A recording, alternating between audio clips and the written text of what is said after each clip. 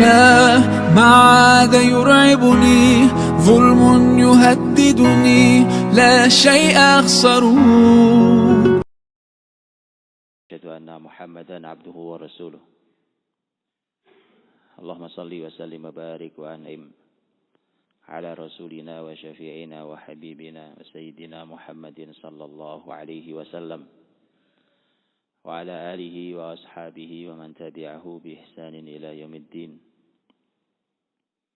يا أيها الذين آمنوا اتقوا الله حق تقاته ولا تموتن إلا وأنتم مسلمون. اللهم بك أصبحنا وبك أمسينا وبك نحيا وبك نموت وإليك النشور. أصبحنا على فطرة الإسلام وكلمة الإخلاص وعلى دين نبينا محمد صلى الله عليه وسلم وعلى ملة أبينا إبراهيم حنيفا مسلما وما كان من المشركين. Amma ba'd. Bapak Ibu, saudara-saudariku, anak-anak generasi muda Islam yang dimuliakan Allah Subhanahu wa taala. Syukur sekali pagi-pagi sudah dibangunkan Allah. Segala puji baginya, segala puji yang telah menghidupkan setelah mati kita. Dan inilah waktu penuh dengan keberkahan itu di pagi hari. Seperti doa Nabi Shallallahu Alaihi Wasallam, Allahumma barik li ummati fi bukuriha. Ya Allah, berkahilah untuk umatku pada pagi harinya. Karenanya tidak boleh ada kata kesiangan. Karena keberkahannya pergi, maka disyukuri ketika termasuk orang-orang yang diizinkan untuk menikmati keberkahan pagi. Saudaraku dirahmati Allah Subhanahu wa taala. Tema yang diberikan ke saya tentang potret masyarakat merdeka di zaman Umar bin Khattab radhiyallahu anhu. Dan memang ini bertepatan dengan belum lama kemerdekaan di peringatan kemerdekaan RI yang sebenarnya perlu dicek ke belakang kembali. Karena sebenarnya siapa yang berjuang, siapa yang menikmati. Karena apa yang dinikmati oleh negeri ini, demi Allah itu tidak lepas dari perjuangan para mujahid di negeri ini. Mereka sirami bumi NKRI ini dengan darah-darah ikhlas. Perlawanan-perlawanan itu bermula dari tempat-tempat sederhana yang dinamakan pesantren. Negeri ini yang melawan santri. Dan silahkan baca kembali sejarah negeri ini. Siapa sebenarnya yang jadi pengkhianat?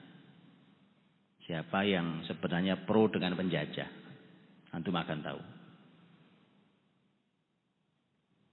Karena itulah maka negeri ini muslimin yang berkarya.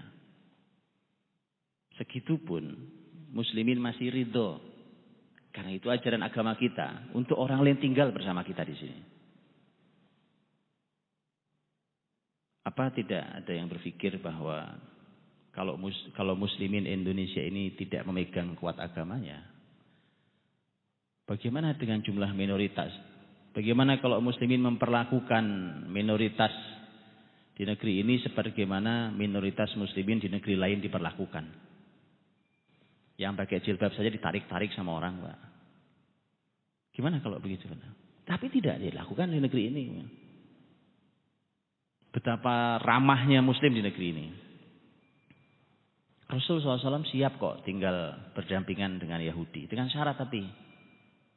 Pakai syarat, tidak asal. Ayo kita bareng-bareng tinggal di sini, damai itu indah. Enggak begitu, Pak. Ada syaratnya. Ada boleh tinggal negeri ini. Iya, Pak.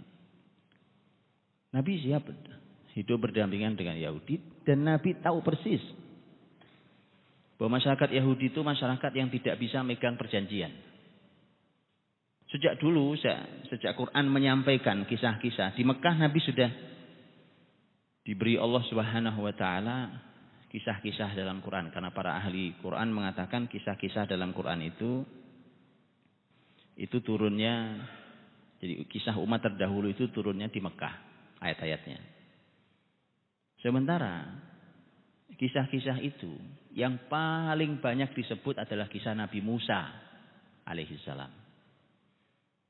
Termasuk Musa dengan masyarakat Bani Israel. Jadi Nabi Muhammad itu diminta belajar banyak ke Nabi Musa alaihissalam. Karenanya begitu ketemu di Madinah dengan masyarakat yang mengklaim bahwa mereka adalah pengikut Nabi Musa, nah itu, maka oleh Nabi Muhammad mudah sekali membaca mereka. Kan mereka klaim sekarang. Di Quran di Mekah kemarin sudah turun ayat-ayat tentang mereka. Masyarakat yang tidak tahu syukur, masyarakat yang tidak pernah sebenarnya taat pada Musa, masyarakat yang sebenarnya malah menghina Musa alaihissalam. Mereka adalah masyarakat yang berkata jelek tentang nabinya, mereka berkata buruk tentang Tuhannya. Sudah tahu itu. Dan memang mereka masyarakat yang menjengkelkan. Sangat menjengkelkan. Gimana tidak menjengkelkan, coba antum lihat. Itu di Mesir mereka diperbudak sekian lama. Diperbudak, jadi budak Pak, tidak merdeka. Siapa yang merdekakan? Musa alaihissalam. Dibawa oleh Musa, mereka dibawa. Kan enggak sederhana itu. Sekian lama mereka jadi budak di Mesir dan tidak punya perlawanan. Lahir Musa mengubah segalanya. Begitu orang itu kalau kualitasnya baik, Pak, sendiri mengubah sebuah negeri. Cuma memang sunatullahnya tidak mungkin sendiri selamanya. Cuma maksud saya adalah satu orang berperan segitu besarnya. Karena sunatullahnya orang terbaik saja di muka bumi Nabi Muhammad SAW itu diminta Allah untuk selalu bersama muslimin. Gak bisa sendiri. Berubah. Mereka keluar dari perbudakan itu. Mereka dimerdekakan. Kenikmatan yang besar. Bahkan sudah disiapkan Allah. Yang disebut oleh Quran. Menyebut bahwa negeri yang disiapkan itu sebagai udkhulul ardhal muqaddasata allati kataballahu lakum. Masuklah ke negeri suci yang telah dituliskan oleh Allah untuk kalian. Itu Palestina. Jadi Allah sudah siapkan, masuklah ke Palestina. Mesir tidak aman untuk kalian, pindah, dibawa dari Mesir menuju ke Palestina. Di padang Sinai akhirnya mereka dihukum Allah juga ujungnya. Kenapa? Oh, disuruh sudah sih, tinggal masuk saja, masuk. Tinggal masuk ke negeri Palestina. Jawaban mereka, inna fiha qauman jabbarin wa inna lan nadkhulaha hatta yakhruju minha. Di Palestina itu ada orangnya galak-galak orangnya. Jadi Palestina bukan negeri kosong, sudah ada orang. Itu orangnya kuat-kuat, galak-galak. Kami tidak mau masuk Palestina sampai mereka keluar dari Palestina. Nah, coba begini. Sampai mereka lihat kalimat jelek kasarnya. Idhab anta wa rabbuka faqatilah inna hahuna qa'idun. Musa, kamu pergi deh sama Tuhanmu. Pergi masuk ke Palestina. Kita tunggu di sini. Nanti kalau aman, nggak ada apa-apa atau menang, nah kami ikut masuk deh. Langsung lihat kalimat tidak sopan masyarakat itu. Nah, itulah kenapa dibantah nanti oleh sahabat Nabi Shallallahu Alaihi Wasallam di hadapan Rasul Muhammad Shallallahu Alaihi Wasallam. Sahabat ketika dialog dengan Nabi, mereka berkata, ya Rasulullah, kami tidak mau berkata seperti masyarakat Bani Israel berkata pada Musa. Kami ingin berkata, ya Rasulullah, kami ingin kau ajak kemanapun pergi bersama Allah Subhanahu Wa Taala. Kalau kau perintahkan kami untuk masuk menyelami lautan pun kami selami. Padahal kalau di kata lautan itu gampang buat orang Batam, Pak. Karena kepulauan. Tapi tidak mudah buat orang Arab. Kenapa? Mereka nggak akrab sama air. Arab tidak akrab sama air kan. Sudah hujannya jarang ya kan. Mana ada sungai-sungai kayak di sini. Maka tidak mudah. Tapi mereka bilang tidak semudah sesulit itu pun kalau kau perintahkan kami masuk ke dalamnya. Dan itu mereka lakukan. Sahabat lakukan betul itu. Jadi artinya Nabi sangat siap hidup berdampingan bahkan dengan masyarakat yang rusak seperti itu. Siap, tapi pakai syarat. Itu pakai syarat. Gak sembarang. Karena kalau tidak rusak negeri ini, maka dibuatlah perjanjian. Nabi dengan para sahabat, Nabi dengan orang-orang Yahudi itu di antara perjanjiannya. Janjian dibuat. Itu dalam rangka mengamankan itu. Bukan Nabi tidak tahu bahwa mereka akan melanggar. Mereka melanggar juga ujungnya. Melanggar perjanjian itu. Nabi tahu, tapi setidaknya lumayan, Pak. Ya lumayan lah untuk ngulur beberapa tahun itu lumayan. Karena Nabi baru masuk. Dan Yahudi bukan musuh terberat, itu musuh ringan sekali waktu itu. Makanya kalau antum baca dalam sejarah Nabi SAW, perang lawan Yahudi itu gak seru. Jangan dipikir perang sama Yahudi itu seru, Pak. Gak seru. Perang yang seru itu lawan Arab. Itu baru seru, perang beneran itu. Di lapangan adu ini, fisik apa, itu baru seru. Debu bertebaran. Kalau sama Yahudi, mereka ngumpet di balik tembok. Perangnya gak seru. Cuma manah-manah dari jauh kemudian habis itu nyerah. Itu dok. Dikepung seminggu nyerah. Dikepung setengah bulan nyerah. Itu gak seru. Sampai hari ini sebenarnya sama. Sama. Makanya surat dalam Quran yang bicara tentang Yahudi, mengalahkan Yahudi itu namanya surat Al-Hasyr. Surat ke-59. Al-Hasyr itu artinya pengepungan. Kuncinya cuma itu, nama surat itu. Asal muslimin mau mengepung Yahudi beres urusannya. Mereka enggak usah dikepung juga beres. Cuma karena muslimin belum sepakat untuk mengepung mereka. Coba yang mengelilingi Palestina sekarang siapa? Ada Yordan, ada Mesir, bukan? Ada Libanon yang berbatasan langsung. Tapi karena mereka belum sepakat untuk mengepung Yahudi, ya belum keluar lah. Makanya mereka takut betul ketika satu dari tiga negara itu atau tiga-tiganya atau dua dari tiga negara itu diambil oleh muslimin. Mereka khawatir betul. Karena mereka tahu persis kunci kemenangan itu. Al-Hasyr. Nah jadi ini adalah itulah yang kemudian teman-teman. Betapa muslimin itu lapang. Siap. Jadi kalau ada yang menuduh bahwa muslim itu tidak toleran, intoleran. Kemudian didengungkan suara Islam demokratis. Islam apa namanya? Islam demokratis. Islam apa? Islam toleran, Islam moderat.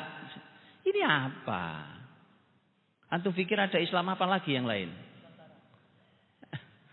Ya Islam subhanallah. Toleransi, moderat itu. Wallahi Pak, yang ngajarin Islam. Kau usah antum sebut-sebut. Antum pikir muslimin ini tidak toleran. Loh, selama ini loh muslimin silahkan tinggal negeri ini. Bukan begitu. Non muslim silahkan tinggal negeri ini. Minoritas bahkan ayo silahkan. Gak ada masalah. Tapi Anda harus tahu ini ada tuan rumahnya. Ini ada masyarakat besar yang memerdekakan negeri ini. Anda harus tahu itu. Tapi kalau mereka nekat juga mengusiknya. Nah itu Pak. Muslimin itu kalau bangun Pak. Muslimin kalau bangun. Bumi ini beres Pak. Cuma karena tidur saja panjang. Ini kepanjangan tidur kita memang. Yang parah lagi sebagian pingsan. Bukan cuma tidur. Kalau tidur masih bangunkan. Pingsan ya kita gimana caranya. Pingsan ya tunggu-tunggulah di ini. Kalau mati sih insya Allah mudah-mudahan enggak lah ya.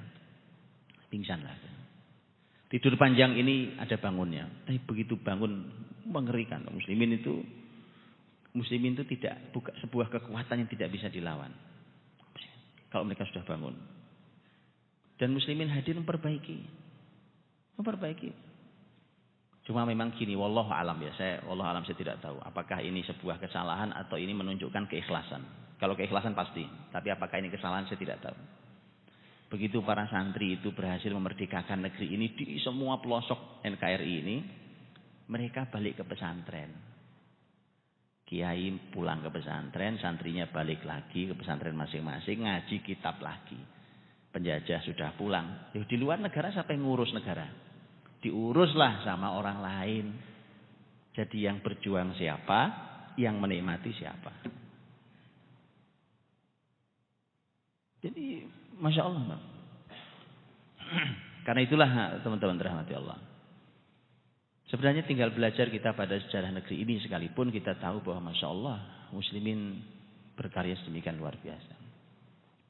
Hari ini sekarang kita akan memotret tentang bagaimana khalifah muslimin.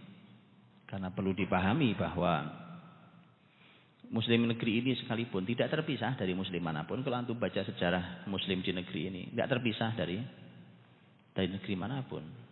Jadi kalau dibatasi, dikotakkan, ini muslim Indonesia, ini muslim Malaysia, ini muslim, enggak ada Pak, ini muslim Arab gitu ya. Sejak kapan Islam dipecah-pecah begitu? Dari dulu, bahkan negeri jauh ini kan negeri jauh dari pusat-pusat peradaban dunia. Karena pusat peradaban Islam dulu berpusat di Jazirah Arab, atau masuk ke wilayah Afrika, atau masuk ke wilayah Irak sana, atau sampai ke ujung Eropa sana. Itu pusat-pusat peradaban dulu. Itu muslimin di negeri ini tidak terpisah dari semua percaturan dunia itu. Satu kesatuan. Jadi enggak ada sekat-sekat batas-batas yang membatasi kita. Ini semua karena inilah dulu yang diajarkan oleh para sahabat Nabi SAW.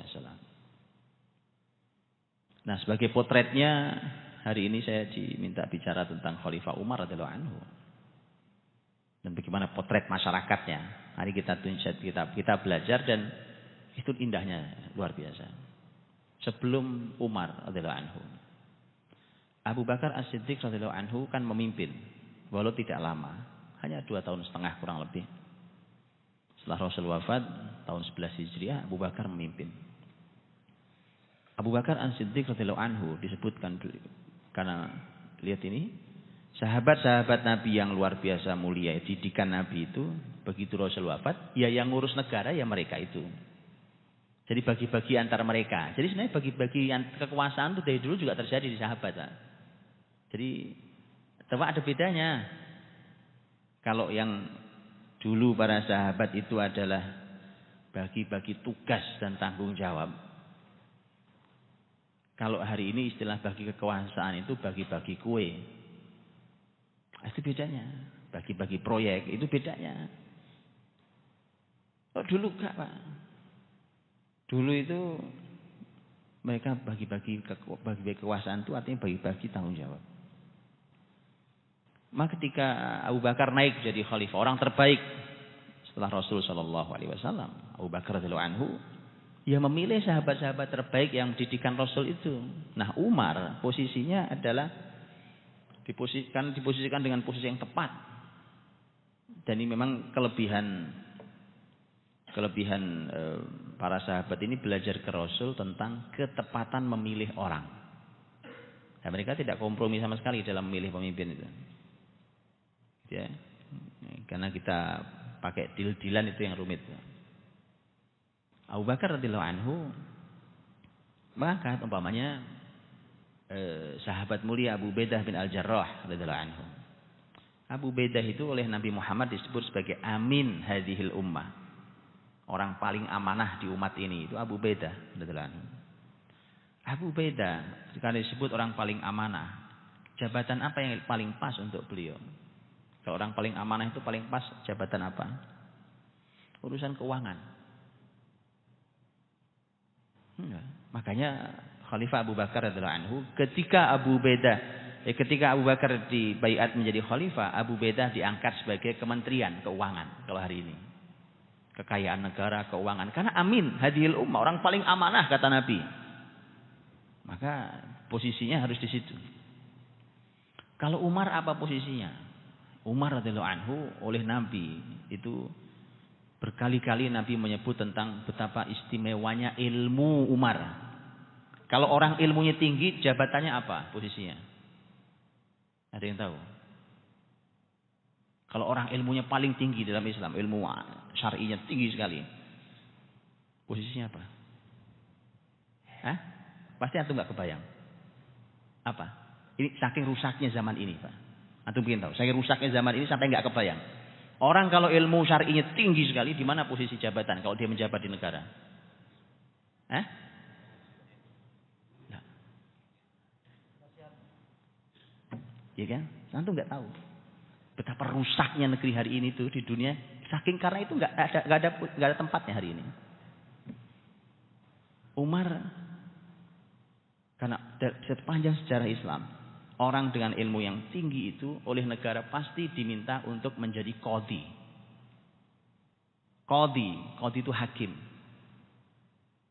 Hakim itu bukan kuliah lulus kemudian jadi hakim. Nggak gitu kalau dalam Islam, Pak. Nggak begitu. Makanya kenapa rusak?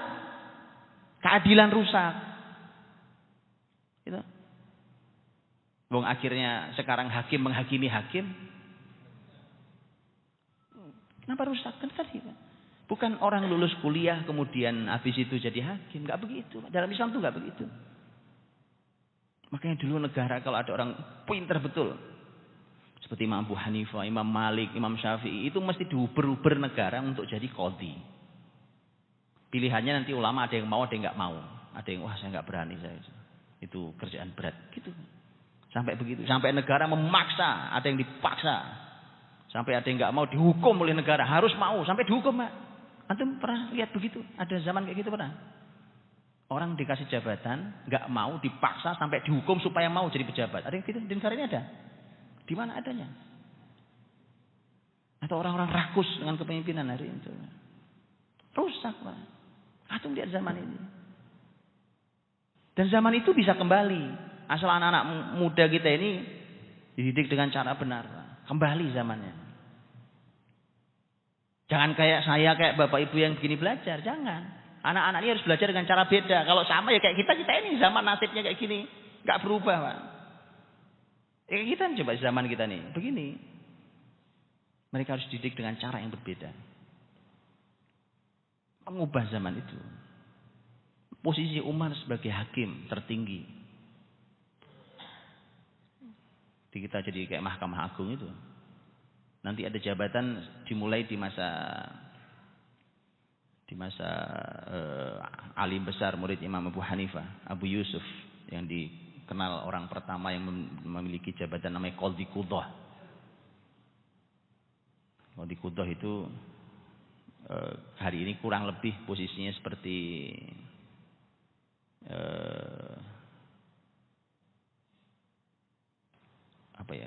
komisi yudisial.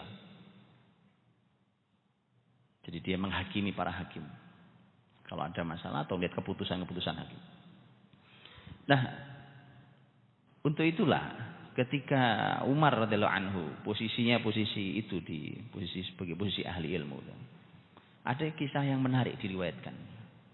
Diangkat, Umar kamu posisinya hakim. Gitu. Itu bagi-bagi itu. Jadi memang yang paling top itu masyarakat kalau kepemimpinan ini dibagi sesama teman-teman ngaji. Itu kan teman ngaji bareng sama Rasul dulu. Abu Bakar ya duduk sama Umar, ya duduk sama Abu Beda, duduk begitu. Nah dibagi-bagilah. Silakan dibagi. Karena harus dibagilah. Kalau mau sendiri nggak mungkin. Dibagi tetapi kepada sesama teman ngaji. Nah itu baru top itu, Pak. Selama itu belum ya belum. Belum. Belum. Kalau ukurannya belum itu belum, Pak. Tentu orang berkualitas. Harus orang berkualitas. Karena tidak semua teman ngaji layak. Itu mereka tahu. Nah, Umar menjabat setahun lamanya waktu itu. Maksud saya setahun itu sejak dia diangkat. Setahun berikutnya Umar mengajukan pengunduran diri. Mundur dari jabatan. Ada jadi pengunduran diri. Tapi zaman terbaik itu mundur itu tidak kayak hari ini mundur, Pak. Gak kayak hari ini mundur. Mundur itu terjadi berkali-kali di zaman terbaik itu. Di antaranya Umar ini mundur. Antum nanti lihat kan, bahkan pemimpin tertinggi mundur, yaitu Hasan putra Ali radhiyallahu anhu majma'in. Mundur dari jabatan tertinggi sebagai khalifah. Tapi beda mundurnya. Mundurnya bukan karena masalah, enggak ada masalah. Kenapa Umar mundur? Datang ke Abu Bakar, saya mundur dari jabatan ini. Kata Khalifah Abu Bakar, amin masyaqqatin ya ibn Khattab. Apa karena sulit pekerjaan ini wahai Umar bin Khattab? Kata Umar, lah, enggak lah, orang berilmu, Bang. Nah, ini pas kalau buat saya enggak masalah. Tapi saya ini sudah setahun menjabat di sini. Tidak ada satu kasus pun yang masuk ke saya. Antum cari Pak, di negeri mana ibu kota nggak punya kasus? Wallahi Pak, wallahi. Zaman ini bukan zaman mimpi di negeri antah berantah, ini kembali. Kalau anak-anak ini kita didik dengan cara benar. Umar bilang saya nggak punya kasus. Dan antum perlu paham ya, kalau antum buka ada buku bagus, buku Sirah Nabawiyah, bukunya Dr. Akram D. Al-Umari, As-Sirah Nabawiyah Sahihah. Di situ juga diungkap. Buku yang satu lagi, Asrul Khilafah Rasyidah. Ada beliau punya buku Sirah Nabawiyah Sahihah, ada punya buku nama Asrul Risal Khilafah Rasyidah. Itu beliau sampaikan, bukan cuma Umar, bahkan sahabat di posisi kayak Umar di tempat lain sekian lama nggak ada masalah duduk. Mana ada pengadilan tanpa masalah hari ini? Apa ada gitu hakim nganggur? Aku nganggur saya Pak, nggak ada tumpukan berkas di meja saya. Yang ada hakim kekurangan, saking banyaknya masalah. Ini bukan sebuah kebetulan. Apa kalimat Umar? Lihat kalimat Umar Pak, lihat. Ini potret masyarakat loh. Bahwa masyarakat itu kalau dengan Islam memang bukan tidak ada masalah. Masalah ada, tapi sangat minim. Masyarakat tanpa Islam itu semua masalah. Urusan ini aja bertikai, urusan ini berantem, urusan ini masuk pengadilan. Tetangga depan belakang pengadilan bareng-bareng. Kok begitu wong satu kamar aja masuk pengadilan mulu? Masyarakat apa ini? Akhirnya kasihan pengadilan agama di negeri ini, Pak. Sampai dikenalnya, saya punya teman hakim di pengadilan agama. Sampai kalimatnya gitu. Ini pengadilan agama ini jadi pengadilan perceraian. Kan urusan agama banyak, bukan? Tapi perceraian mulai diurusi. Padahal Quran menyebut pernikahan itu sebagai mitsaqon ghalidha. Tali yang sangat kuat. Tali kuat antum tahu, tali kuat. Gak bisa antum gunting gak putus, antum pukul dia gak putus, antum bakar dia gak kebakar. Itu tali pernikahan yang dimau oleh Quran. Tapi karena bukan Islam yang dijadikan literaturnya, maka akhirnya kayak tali rapia, Pak. Gak usah digunting gitu, Pak. Kesenggol aja putus. Itu pernikahan yang terjadi hari ini. Itu harus koreksi serius, Pak. Koreksi serius sekali. Umar begitu mundurkan diri, dia berkata pada Abu Bakar radhiyallahu anhu. Kata Umar, saya pikir wajar. Wajar. Kenapa tidak ada kasus masuk ke saya? Ini adalah masyarakat yang hubungan sesama mereka adalah tawasau bil haq wa tawasau bis sabr. Mereka tahu kewajiban sehingga tidak mengambil mereka tahu kewajiban sehingga mereka tidak mengabaikannya, dan mereka tahu hak mereka sehingga tidak mengambil melebihi haknya. Apa sih membuat kita bertikai, Pak? Yang membuat kita bertikai itu kewajiban tidak dijalankan, mengambil hak lebih dari haknya. Kan itu. Kalau ternyata ada yang kurang pas, kita saling menasihati, salah antum, enggak boleh begitu. Jangan lakukan. Tawasau bil haq. Umar jelas sampaikan, karena ini masyarakatnya. Makanya kemudian fafi ma yakhtalifuna idzan. Kalau begini keadaan masyarakatnya, atas dasar apa mereka bertikai? Antum bayangkan, Pak, masyarakat sahabat tabi'in zaman itu sampai tidak punya alasan untuk berantem. Yuk kita berantem. Alasannya apa ya kita berantem ya? Fafi ma yakhtalifuna idzan. Hari ini antum lihat, kita bingung nyari alasan untuk bersatu tuh bingung. Apa yang membuat kita bersatu ini apa ya? Antum lihat rusaknya lihat hari ini. Kayak begini kok dilanjutkan? Umat begini nggak bisa dilanjutkan. Tak bisa dilanjutkan. Harus diubah. Diubah jalur mereka. Hari ini loh kita bingung nyari alasan. Apa alasan kita bersatu ya?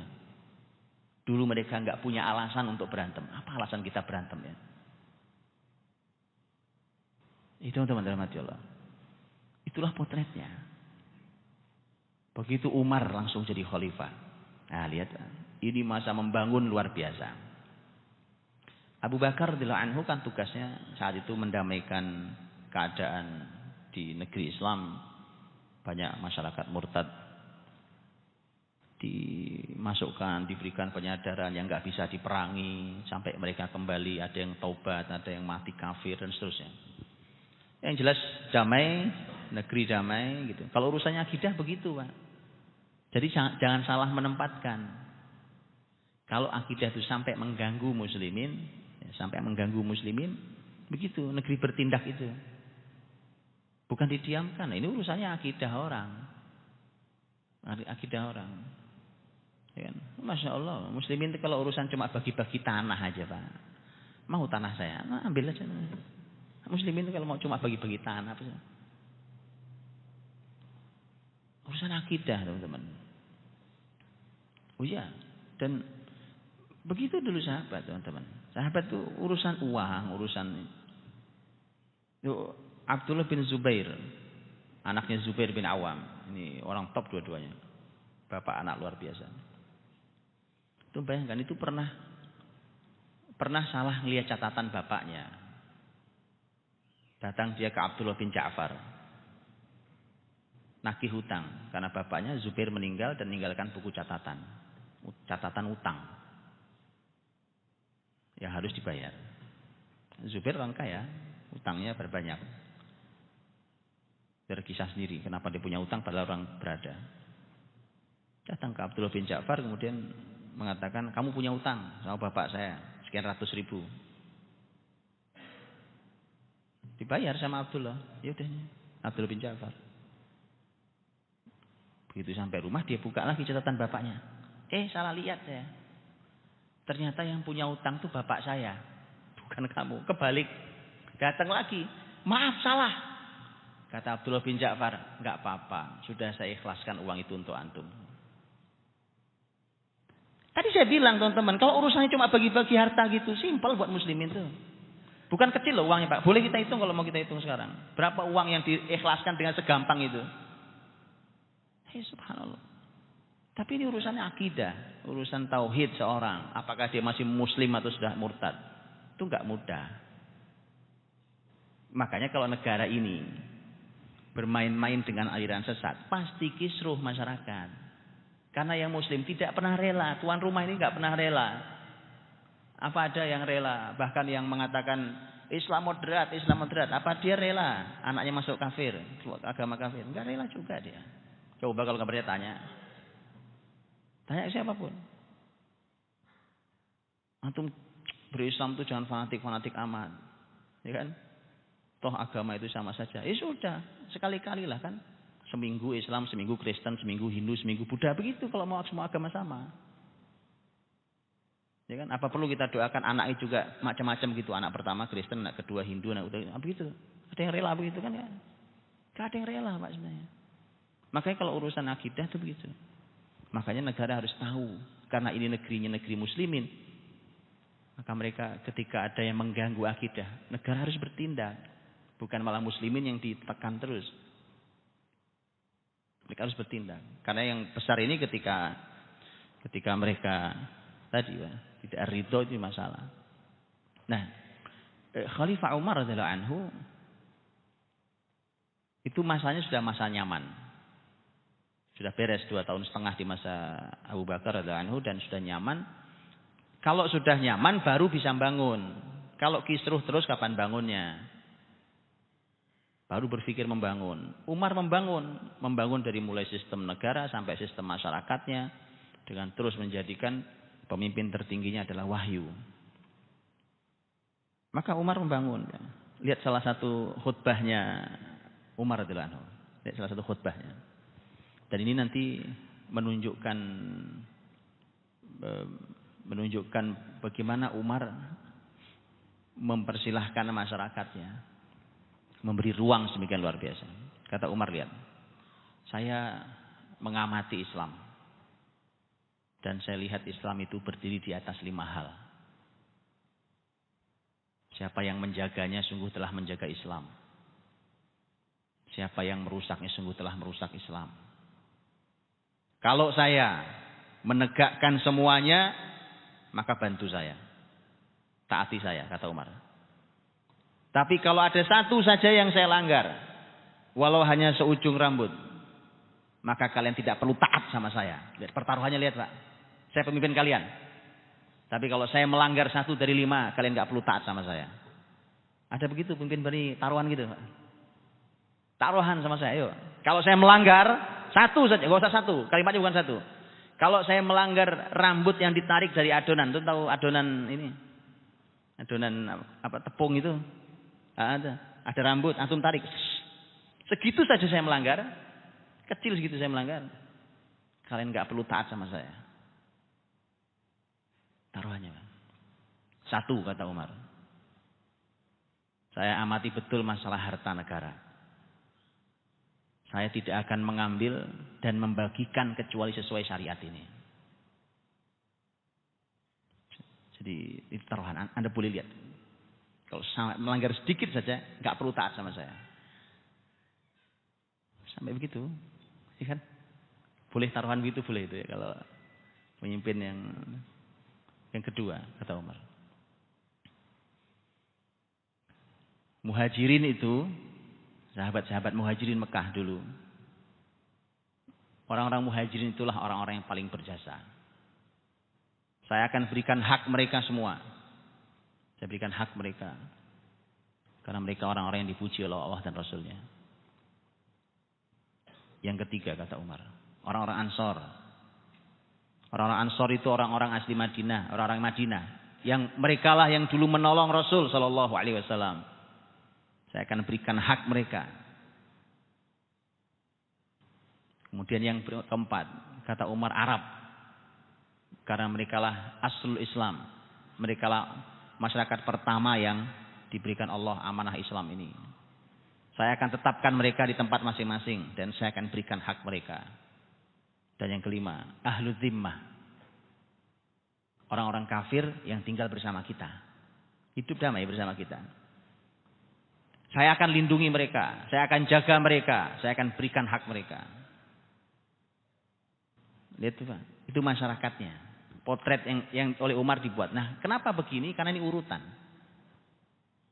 Jadi masyarakat Muslim itu masyarakat yang tidak sama Pak. Antar kita itu nggak sama. Ada jenjangnya, ada derajatnya. Umar radhiyallahu anhu pernah mengingatkan Abu Musa al-Asy'ari. Abu Musa itu orang yang lembut banget. Orang Yaman. Orang Yaman, Masya Allah. Orang Yaman oleh Nabi disebut sebagai araqqun nasi af'idatan. Orang yang paling lembut hatinya. Al-imanu yamani wal hikmah yamaniyah. Iman itu dari Yaman, hikmah juga dari Yaman. Itu kalimat Rasul pujian untuk Yaman. Abu Musa al-Asy'ari orang dari Yaman. Orang yang lembut. Dan suaranya indah seperti suara Dawud alaihissalam. Nabi Dawud alaihissalam. Karena orangnya lembut, Pak. Maka dia dengan masyarakat itu siapa aja lah gitu ya. Dengan siapa aja. Bagus, bagus. Abu Musa waktu itu memimpin kota Basrah, Irak. Ditegur sama Umar. Saya dengar kamu mengizinkan semua orang masuk ke kamu. Setelah datang suratku ini jangan diulangi. Loh, kok nggak boleh gitu? Gimana ceritanya? Lihat kata Umar. Dahulukan mereka-mereka yang punya takwa, agama, punya iman, punya kekuatan, punya kemuliaan. Dulukan mereka. Kalau mereka sudah menempati posisinya, maka silahkan semua orang hadir. Jadi ada strategi masyarakat itu ada, Pak. Itu potret yang Umar ingin gambarkan. Abu Musa juga pernah dimarahi gara-gara sekretarisnya orang Kristen. Sekretarisnya Nasrani. Tanya sama Umar, kenapa sekretarismu Nasrani begini? Kata Abu Musa, ini orang paling paham tentang negeri saya yang saya pimpin. Memangnya kalau, kata Umar, memangnya kalau dia mati terus kamu nggak bisa gitu ngurusin negerimu? Dimarahi sama Umar. Jadi artinya ada masyarakat, lihat, dan mari kita lihat potret itu dengan lebih detail. Bagaimana siapapun yang hadir, yang hidup di negeri itu hidup dengan aman, nyaman. Tapi konsep nyaman, aman, merdeka itu kayak apa? Bukan hidup terserah. Hidupnya ada aturan. Dimanapun juga ada aturannya. Dan ternyata setelah dicoba semua aturan, tidak ada aturan yang senyaman Islam. Hari ini dunia lagi nyari Islam. Bahkan negeri yang non-muslim masih nyari Islam, Pak. Nyari Islam. Karena terbukti tidak ada konsep yang masih bertahan dengan sangat baik kecuali konsep Islam. Dan Islam punya literatur, Islam punya sejarah. Maka Khalifah Umar, kita bisa melihat bagaimana Khalifah Umar ada muslim didulukan, kemudian ada ahlu zimmah setelahnya. Semua. Ini semua pesan Rasul. Muslimin sendiri dibuat jenjangnya sama Umar. Dibuat jenjangnya. Tidak semua muslimin sama. Dibuat jenjangnya. Jenjangnya berdasarkan apa? Tadi. Kenapa muncul ini muhajirin, ini ansor, ini Arab. Beda-beda. Kenapa? Berdasarkan jasanya terhadap Islam. Itu tolok ukur masyarakat. Bukan sekedar tua-tuaan, ya kan? Bukan sekedar kamu dari keturunan siapa. Itu bukan tolok ukur utama dalam Islam. Yang ada kayak tadi itu. Anda bisa lihat itu. Dan yang di paling atas posisinya tentu adalah keluarga Rasul sallallahu alaihi wasallam. Paling atas. Sehingga ketika Umar membuatkan anggaran negara, berapa yang berhak diterima, kalau bahasa kita hari ini subsidi bahasanya. Kalau dulu bukan subsidi sebenarnya, atau itu pemberian negara kepada masyarakatnya. Kadang-kadang bagi-bagi uang, kadang-kadang setelah uang ditambahi nanti ada makanan, kadang bagi-bagi pakaian, kadang bagi-bagi macam-macam. Dibagi-bagi. Memang tugas negara memang begitu. Jadi kalau negara keberatan mensubsidi rakyatnya mah bubar aja negaranya. Negara kok keberatan subsidi rakyatnya. Dia bilang wah ini enggak benar nih masyarakat biar mandiri. Tugas negara memang itu, Pak. Tugas negara itu memberi ke masyarakatnya, itu tugas negara. Antum tahu di masa sangat makmur khalifah zaman dinasti Bani Umayyah, Umar bin Abdul Aziz. Begitu makmurnya, masyarakat duitnya melimpah ruah duitnya, Pak. Sampai akhirnya gubernur-gubernur di wilayah-wilayah itu kewalahan. Ada seorang gubernur datang ke Umar bin Abdul Aziz. Kata gubernur ini, Umar. Ini Umar bin Abdul Aziz kan cicitnya Umar bin Khattab, ya kan? Ini turun-temurun orang top. Anda itu, mbok ya jangan diberikan semua. Jadi hak mereka itu sebagian ditahan sedikit lah. Jangan semua langsung diberikan ke masyarakat. Kenapa? Saya ini di bawah, di posisi saya sebagai gubernur. Itu mulai melihat masyarakat itu membeli apa saja yang bahkan nggak perlu mereka beli saking banyaknya duitnya. Kan itu masalah. Tahan dikit lah. Jangan langsung diberikan. Memang itu hak mereka, ya kan? Apa jawaban Umar bin Abdul Aziz? Jawabannya, adapun memberi mereka memang tugas saya. Itu tugas negara. Saya pemimpinnya. Itu tugas saya memang ngasih ke masyarakat. Adapun memperbaiki akhlak mereka tadi supaya mereka nggak membeli apa saja, itu tugas kamu. Begitu kan? Tugas saya memang memberi semua. Tugas kamu lah mengajari masyarakat itu. Begitu. Memang negara tugasnya itu, Pak.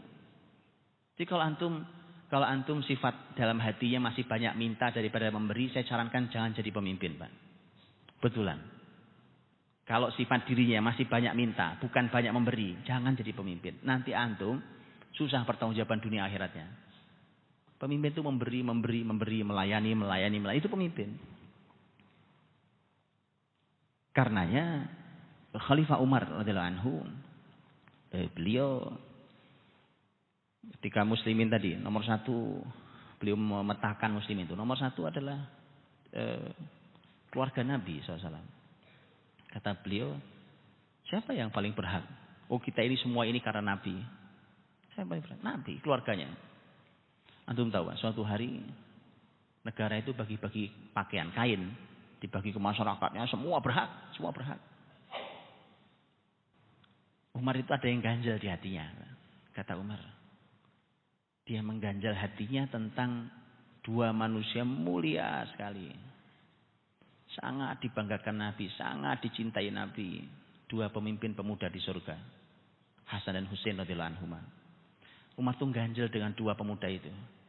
Karena menurut Umar semua kain pakaian yang dibagi itu nggak ada yang pantas buat dua manusia mulia ini. Akhirnya apa yang dilakukan? Umar mesen kain, Pak. Gak jauh dari Yaman. Datangkan kain yang bagus dari Yaman. Kedua. Begitu didatangkan, diberikan pada Hasan dan Husain. Baru Umar nafas lega. Kata Umar, al-an tatibu nafsi. Sekarang lega hati saya. Ini baru pantas untuk dua orang mulia ini. Segitunya Pak, penghormatan khalifah itu sampai segitunya pada keluarga Rasul. Anaknya sendiri, Abdullah bin Umar. Waktu tadi, penentuan pemberian negara. Berapa jumlah pemberian negara dalam setahun ke masyarakat. Itu ada catatannya. Anaknya sendiri Abdullah bin Umar. Waktu itu dicatat lebih kecil dibandingkan seseorang yang lain. Nanya nih, kok saya lebih sedikit? Kok Abdullah bin Umar lebih sedikit? Kan sama-sama, posisinya sama-sama hijrah dari Mekah. Kan hijrah dari Mekah kan? Kenapa enggak disamakan wahai Umar? Kata Umar lain. Abdullah dulu hijrah saya yang bawa. Enggak hijrah sendiri dia. Jatahnya lebih sedikit ya, enggak boleh banyak-banyak.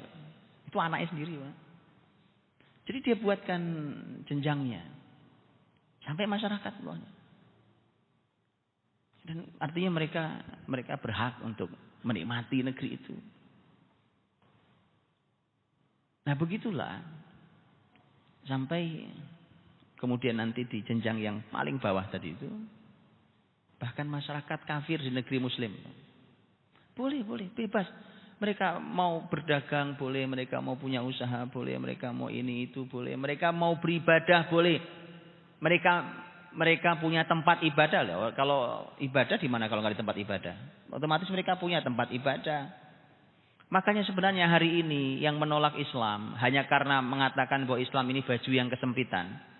Karena negeri ini negeri yang beragam dalam Bhinneka Tunggal Ika. Itu karena tidak paham syariat Islam. Dipikir kalau negeri ini negeri Islam begitu, kemudian orang lain nggak ada tempatnya. Justru yang paling menjaga keberadaan non-muslim itu muslimin, Bang. Wallahi, Bang. Itu di sepanjang sejarah Islam sampai di negeri ini.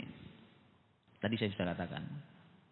Bagaimana muslimin melindungi. Kenapa? Karena itu pesan Rasul kita. Sampai Nabi katakan, itu ahlul zimmah, orang kafir yang ada di bawah muslimin, yang damai, mau hidup dengan kalian damai. Tugasnya nanti mereka hanya bayar jizyah. Dan itu mereka harus dilindungi aman, dilindungi nyaman, kehidupannya, keluarganya, agamanya, bahkan usaha kehidupannya, dilindungi dengan aman dan nyaman. Itu tugas Nabi yang nitip tugas itu. Ke semua pemimpin setelahnya. Kata Nabi, siapa yang menzolimi mereka nanti berhadapan dengan aku di akhirat. Antum tahu? Nabi membela ahlul zimmah. Makanya pemimpin-pemimpin Islam itu sangat menjaga hak non-muslim.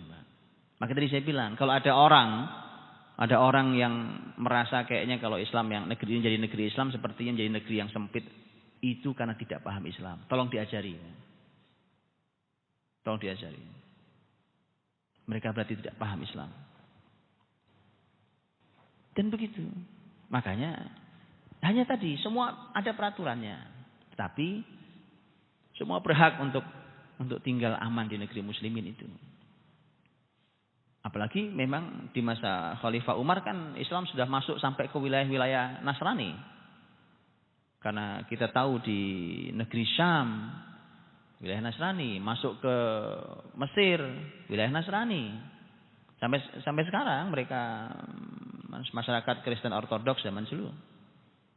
Muslimin masuk ke sana, bukan menghancur leburkan, membumi, hanguskan, kemudian memperbudak, gak ada. Dan konsep Umar begitu. Lihat ketika Amr bin As radhiyallahu anhu jadi pemimpin di Mesir. Kemudian anaknya Amr bin As kemudian disebutkan mukul anak Mesir yang agamanya Nasrani. Begitu orang tuanya ngadu ke Madinah pada Khalifah Umar, panggil tuh anak bawa sini, sekalian bapaknya. Bapaknya nggak salah Pak, ulah anaknya. Kata Umar nggak apa-apa, dua-duanya panggil sini. Panggil datang, diapain kamu? Ini orang non Muslim loh Pak, non Muslim, nggak boleh hidup damai bersama kita, nggak bisa. Mereka dizolimi itu nggak boleh.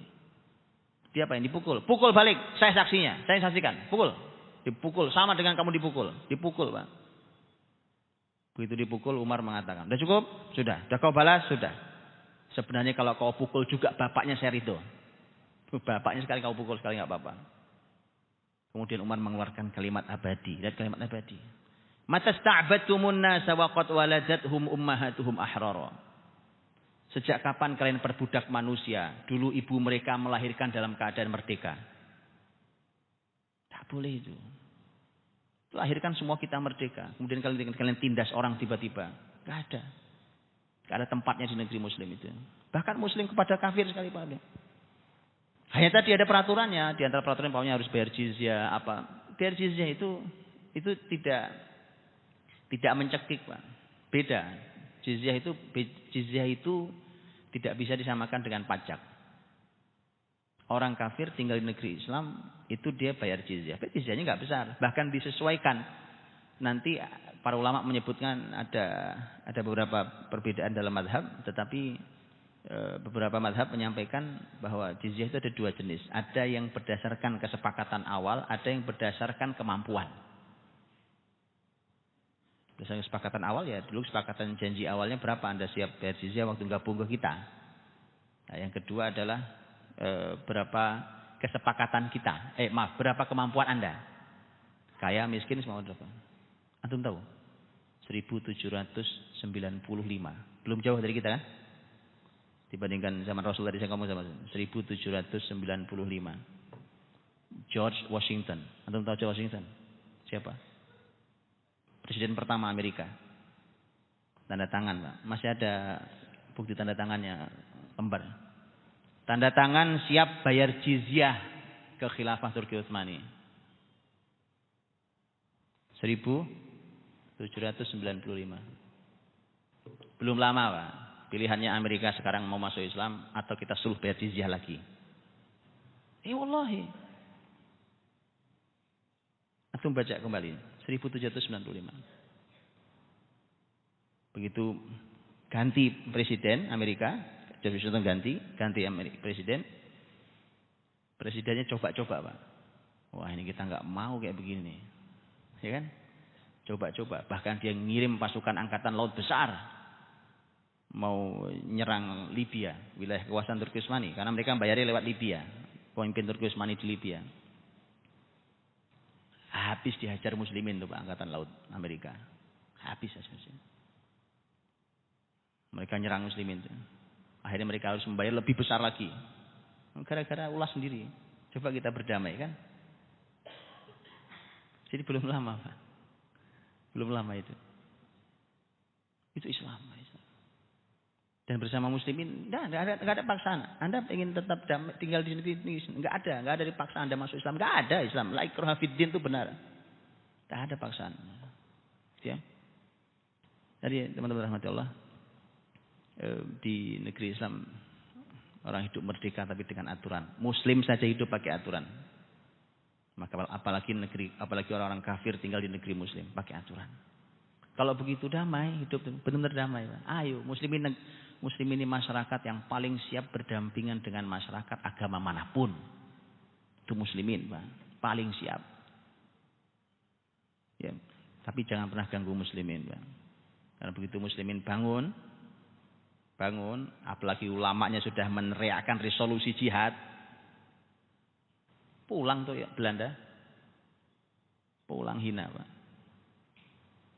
Makanya kalau ulamanya sudah marah bahaya Pak. Ulamanya marah keluarkan resolusi jihad. Malah buruk keadaannya buat non muslim. Itu jadi ulama itu nahan diri. Nahan diri kan. Karena masyarakat bisa digerakkan itu. Makanya hidup berdampingan tadi masing-masing taati aturan. Waktu saya udah lewat 1 menit. Saya khawatir karena ini jam kerja. Baik, mohon maaf salah kurangnya. Kembalikan ke Pak Iqbal. Saya persilakan.